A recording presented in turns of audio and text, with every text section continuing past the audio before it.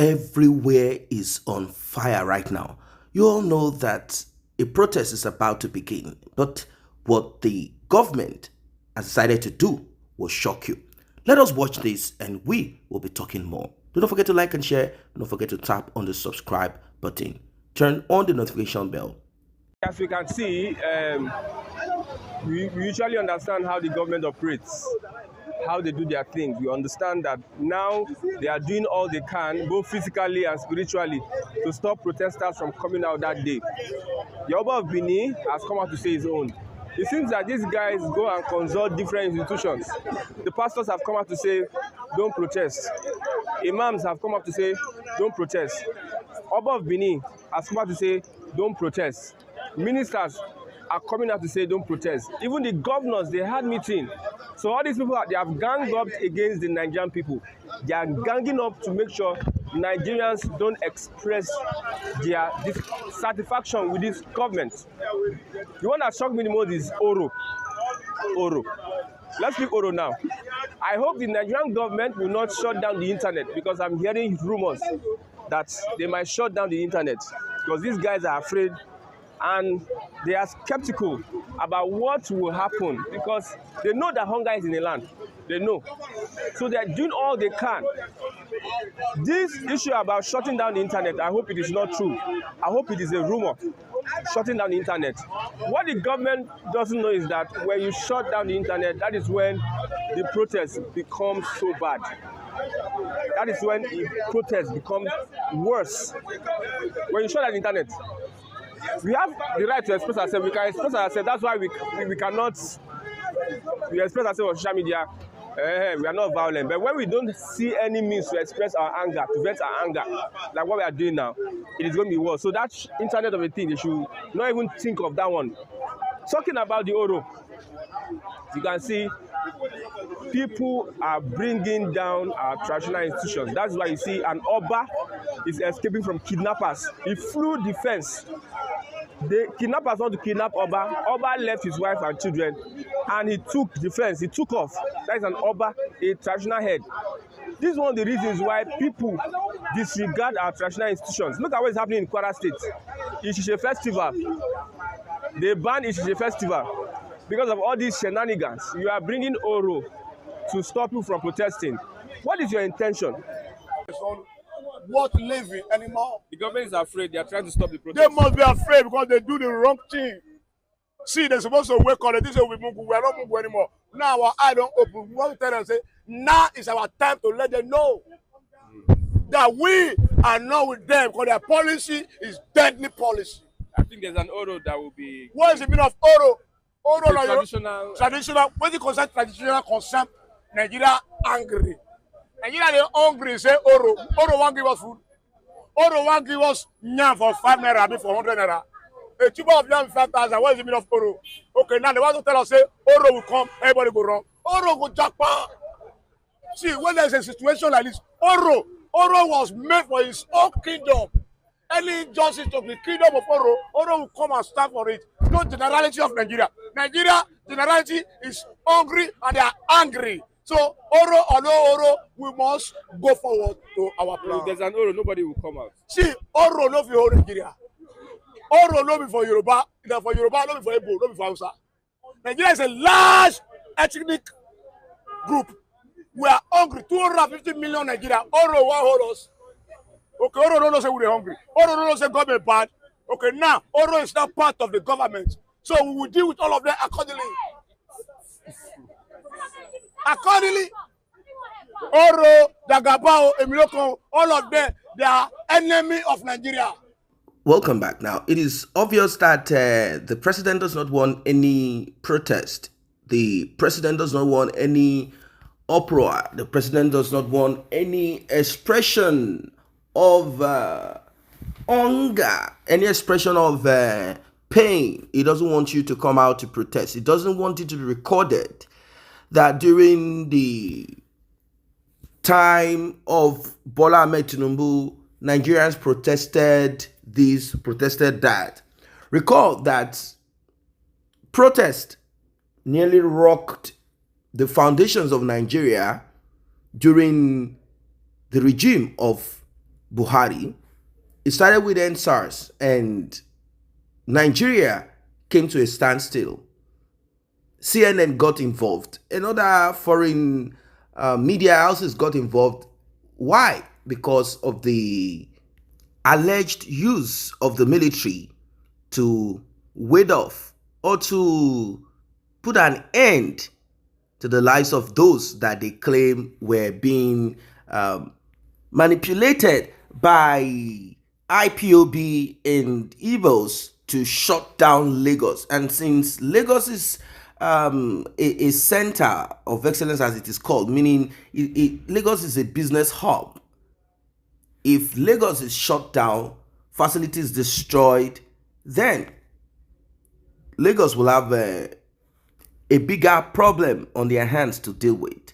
Now, you heard what our guest said, that the Oro festival or Oro outing is actually a ploy by the federal government to make sure that nobody comes out to protest. Well, the Oro festival or outing was used somewhere in a certain part of Lagos State, I think Lagos Island, and it came from the king or Legushi, that there is going to be some festival or some Oro or some activities. If you are not careful, this and that could happen to you, that and that could happen to you. So now what they are doing is to use cultural practices that are tied to certain religious belief to attack the masses. What does that tell you? That Nigeria might not get it right. Yes, Nigerians are being used against themselves. You see, Bola Ahmed Tinubu is just this old, feeble man, but he has access to money that he knows can be used to buy whoever he wants to buy. The Oba of Benin has spoken because the president met with monarchs yesterday. The president also met with certain politicians that are saying, hey, do not protest. And not just that alone. No, let's say people do not even care about politicians speaking. Do you know that some pastors are also speaking? So Bola Ahmed Tinubu has reached out to religious leaders in different spheres. He has reached out to the pastors, the Christians, to speak. And definitely he will reach out to the Muslims to speak. The Muslim clerics will also tell you. Now, he's not going to reach out to the African traditional practice or Nigerian traditional practices to speak to their people, not to protest. He doesn't care. He has already done that using the monarchs. He's going to use Oro in Lagos specifically, because it has been announced that Oro Festival will be in action, meaning if you are caught, whatever you see, that's your cross to bear. Meaning the Oro Festival or the Oro outing will make use of diabolic, I'm using the word now, diabolic, because that's what it is. It's going to be a diabolic attack on whoever, a spiritual attack, just to scare people. But from the look of things, I don't think people will be afraid of any Oro. I don't know how many Oro wants to come out to attack people who are angry, who are hungry. Oro, maybe this will be the end of the mystical whatever Oro, as the fear of Oro. Maybe this one will bring an end. Imagine they deal with all the Oro, beat them to pulp and record it. You know, that will be the end of Oro. I think these people do not understand the time that we are in. The time that we are in, if people can challenge pastors, challenge some of their spiritual practices or whatever, if people can challenge kings, back in those days, no one dares to speak about a king in a derogatory way or point out their wrongs. But now people are challenging kings, live and direct, with their face to it, telling the king, come out, let's fight. Go and call your deities. Let's battle. You know why? Because they are not afraid anymore. Some of them have also gone to seek for some other higher powers. So they believe that their higher powers will protect them. They say, okay, if your king believes that the deity in his town, village will back him up, then I'm going to India and I will pay the sacrifice to be backed up by that Indian deity to fight your own deity.